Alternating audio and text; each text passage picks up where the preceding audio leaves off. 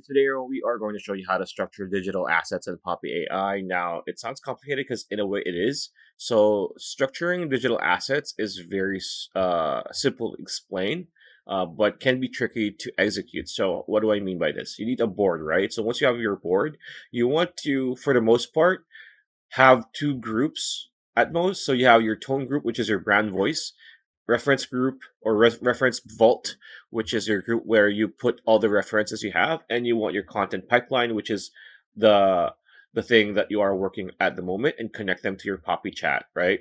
The thing about this is that your tone group, this is pretty much all the paraphernalia from your brand or from your company or business, so that as you can see, it says brand voice, which uh, this is going to be Poppy Chat's resource on how to create content using or adhering to your own unique style or voice for your business or brand, right?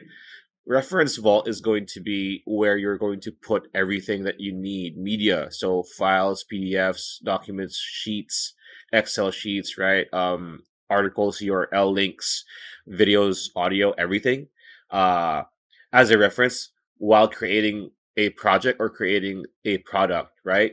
And that goes side by side with your tone group, because once you start prompting here, if you've trained this specific Poppy chat to use your own tone or your own brand voice, and you create something new using the references that you have on the Vault group, just going to be much more easier for you. Content pipeline is pretty much just an active way of going about things, and this is pretty much your active group when you create content. So once that's done, you're pretty much good to go. It's trial and error, and a lot of times it's going to be based on how you prompt things. You can be as basic or as customized as possible. And if you're interested in trying out Poppy AI, you can get a $25 discount when you click on the link in the description below. Pretty much it. That's a video. I hope you liked it. Like, comment, share, subscribe, ring that bell icon. I'll see you on the next video.